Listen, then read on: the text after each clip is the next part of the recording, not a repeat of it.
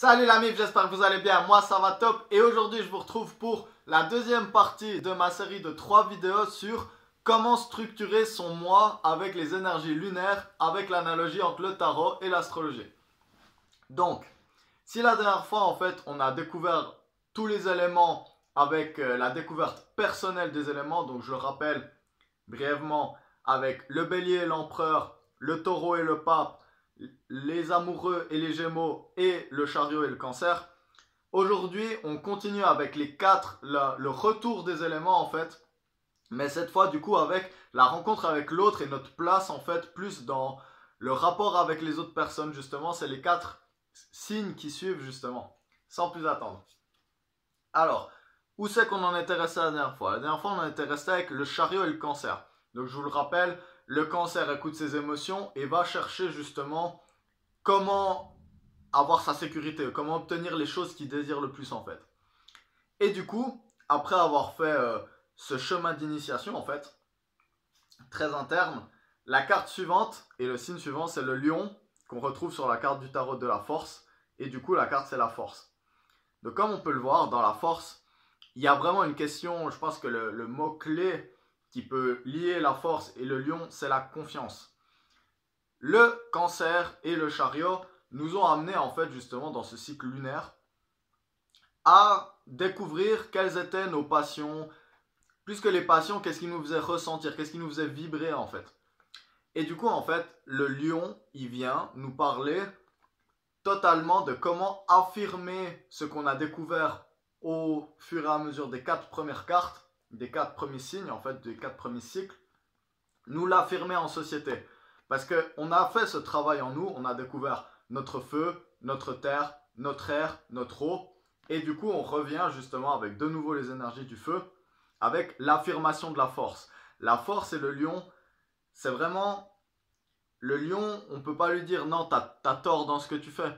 T'as tort, tu devrais pas faire ça. Parce que si lui, il pense, si lui ou elle, il pense que justement il a trouvé sa voie, eh ben il va pas, il a confiance en ce qu'il a trouvé, il a confiance dans les étapes qu'il vient de passer et il va pas changer d'avis. On sait, le lion, comme tous les autres signes fixes, c'est des signes très têtus et le lion n'en fait pas exception. Et il va y avoir beaucoup de fierté justement à amener en société, à affirmer qu'est-ce qu'on a découvert avec ces énergies-là justement dans le cycle passé. Après le lion, quelle est la carte qui suit le lion? Quel est le signe qui suit le lion? C'est la Vierge et l'Ermite. Donc des énergies très différentes. De toute façon, toujours, c'est la beauté de ces cycles, c'est que les énergies changent beaucoup d'un cycle à l'autre, justement. Et du coup, quand la Lune est en Vierge, parce qu'avant elle était en Lion, je me concentre sur la Lune, parce que c'est des transits beaucoup plus rapides que les transits solaires, par exemple. L'Ermite, en fait, et la Vierge sont des cartes beaucoup plus introspectives que le Lion, qui est très expansif et qui aime beaucoup montrer les choses, et puis... se la péter on pourrait dire, mais qui aime affirmer on va dire. L'ermite et la vierge, ça va être après cette étape justement d'affirmation des premières énergies, on a pu affirmer qui on était, on sait qui on est, le soleil c'est la planète du lion, donc c'est vraiment, c'est ce qui nous fait briller en fait. On retourne totalement ailleurs en fait avec l'ermite et la vierge. Donc on sait la Vierge, c'est un signe très casanier, c'est un signe très dans le pratique, dans le concret. C'est pas forcément un signe très expansif qui va beaucoup parler si c'est pas nécessaire en fait. On sait le où la Vierge est très concentrée sur le pragmatique et puis qu'est-ce qu'il faut faire pour améliorer les choses et résoudre les problèmes. Et en fait l'ermite, il y a cette notion-là de sagesse déjà, puisqu'on sait les Vierges c'est des gens très sages, c'est des gens de super bons conseils. Vraiment, c'est très important d'avoir des Vierges dans sa vie. Et du coup, l'ermite, après cette période d'expansion, en fait, elle vient nous demander, ok, c'est bon, tu t'es affirmé, mais maintenant, il faut que tu comprennes quelle est la suite. Qu'est-ce que tu vas faire dans ce monde? Maintenant que tu as découvert le monde, maintenant que tu as compris que tu pouvais l'affirmer, qu'est-ce que tu vas faire dedans? Et pour ça, il faut la période introspective de la Vierge et de l'ermite, justement. Donc, quand la Lune est en Vierge, c'est un excellent moment en fait justement pour totalement structurer sa vie. Si la lune en lion c'est un super moment pour faire la fête, s'affirmer, nouer des nouvelles relations et tout, la lune en vierge justement ça va être quelque chose de beaucoup plus pragmatique. Comment structurer sa maison par exemple. C'est des choses super cool à faire en fait quand la lune est en vierge. c'est aller structurer, ranger, organiser, travailler, refaire ses classeurs, lancer des nouveaux projets justement, être un peu plus centré sur soi, un peu peut-être, même si la Vierge est un signe de servitude, c'est là où je trouve qu'il y a un peu une différence entre les stéréotypes de la Vierge justement, qui est plus un signe qui va se concentrer sur l'autre, et l'ermite qui renvoie cette énergie vers l'intérieur. Et une fois qu'on s'est affirmé et qu'on a réussi à comprendre quelle allait être notre voie en fait pour le futur, on retrouve la justice, analogique avec la balance, le signe de la balance, évidemment. Et d'ailleurs, on retrouve cette balance dans la carte, dans le Rider-Waite-Smith, en tout cas, la version du tarot que j'ai, qui est la plus connue d'ailleurs, avec le tarot de Marseille. Et du coup, en fait, qu'est-ce que la balance? La balance, c'est l'harmonie et l'équilibre. On s'est affirmé, on a compris qu'est-ce qu'on voulait faire, en fait, et maintenant, il faut apprendre à accepter l'autre. L'autre qui a aussi dû faire le travail d'affirmation, s'il a fait bien la succession des énergies. Et du coup, la justice vient nous parler de ça, en fait. Elle vient nous parler de rendre les choses justes, que ce soit relationnel ou que ce soit au niveau des comptes en banque, par exemple, ou plein d'autres choses. Parce qu'on sait que la balance est aussi régie par Vénus, et que Vénus, en plus d'être la planète de la beauté et du matérialisme, un peu, en fait, c'est non justement de la beauté et de l'amour, c'est aussi le matérialisme et tout ce qui est aussi beauté physique et tout et monétaire. Du coup, en fait, la justice, elle vient mettre de l'ordre dans ces dernières énergies qu'on a mis. Elle vient trancher, elle vient dire ok, maintenant t'as capté qui t'étais, t'as capté ce que tu devais faire, maintenant tu dois nouer des relations justes. Donc tu dois pas prendre trop pour toi, tu t'es affirmé, c'est bon, tu te l'es pété, maintenant tu as eu le retour, tu sais ce que tu vaux et tout.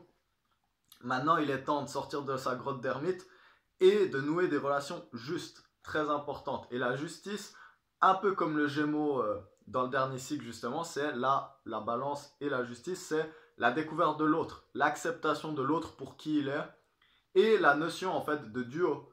Donc on n'est plus seulement dans le Gémeaux qui va être dans le duo pour échanger et comparer. Là, on est dans la justice qui est là en fait pour créer quelque chose de juste, pour construire quelque chose de plus grand. On sait que la justice, l'institution judiciaire, c'est quelque chose, des fois ça fait un peu chier quand on se ramasse une amende en voiture, mais c'est quelque chose d'hyper important dans toute société en fait, parce que c'est important qu'il y ait un système de justice qui tranche, qui puisse trancher, qui puisse dire non là cette situation, elle n'est pas juste d'une manière ou pas juste d'une autre. Et pour finir, on retourne dans les signes d'eau, donc dans les émotions, après de nouveau cette intellectualisation des rapports de la balance, parce que la balance c'est les rapports, mais c'est les rapports intellectualisés. La balance c'est pas ressent. La balance elle sait qu'est-ce qui est bon pour elle, quelle relation est bonne et où c'est qu'il y a de l'harmonie ou pas. Et pour ça elle va réfléchir à ça. Et du coup, une de mes cartes préférées du tarot, parce qu'elle fait très peur, mais en fait elle est très positive, c'est la carte de la mort en analogie avec les scorpions.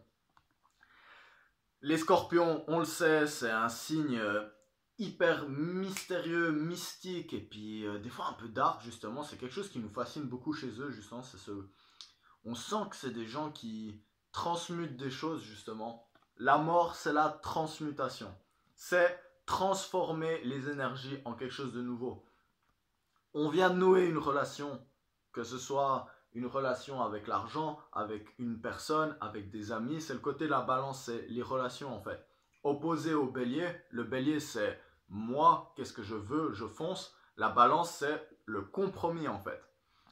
Et la mort, après cette notion de compromis justement, la mort vient nous apporter une transformation, une transmutation. Maintenant qu'on a vécu quelque chose avec quelqu'un en fait justement, ou avec un concept, la mort va venir détruire, transmuter qu'est-ce qui est vieux et qu'est-ce qui n'a plus lieu d'être. Le scorpion, en fait, une image qui marche encore mieux, je trouve, pour résumer le scorpion, même si le scorpion, il y a des belles analogies dans le fait qu'il pique. Le scorpion, on le représente aussi avec le phénix. Et je trouve que c'est très bien pour comprendre cette énergie de la mort. La mort, c'est le phénix. Il faut brûler ce qui est ancien. Et d'ailleurs, le feu, c'est quelque chose de très transmutatif, même si on est dans un élément d'eau.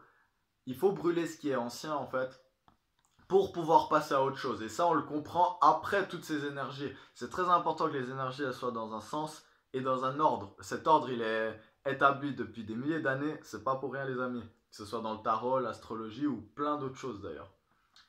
Et du coup, la transmutation des énergies du scorpion justement, ça va être déjà beaucoup par la possession des choses. Donc on le sait, la mort, je vais pas me tromper là. Voilà, j'ai trouvé mes mots. La mort, en fait, par analogie au scorpion, ça va être transmuter son ego en fait. Donc l'harmonie qui a été amenée par la balance nous permet de voir en fait justement que on a un ego. Et d'ailleurs la carte qui suit là, qui est avant la mort, c'est le pendu. Le pendu, c'est cette carte du gars qui en a rien à foutre, qui soit totalement à l'envers et puis qui accepte que les choses elles se passent comme elles doivent se passer en fait, que la vie c'est un grand Tao en fait de choses qu'on ne maîtrise pas. La mort, elle vient justement transmuter cet ego. Cet ego qu'on a découvert, cette sensation de moi qu'on a découvert avec le lion, le scorpion vient la transmuter et dire non, tu n'es pas celui que tu pensais affirmer quand tu étais le lion. Et ça, tu l'as compris par le travail de l'ermite et par le travail de la balance et de la justice justement. Donc voilà, je vous montre les cartes encore une fois. La force et le lion sont toutes mélangées. L'ermite et la vierge, et la justice et la balance, le scorpion et la mort. Voilà les 4 cartes justement de la découverte avec l'autre et qu'est-ce que ça nous apporte avec nous. Donc pensez au cycle lunaire quand vous êtes dans ces étapes-là justement à mettre l'accent sur ces énergies parce que c'est ce qui va être favorable.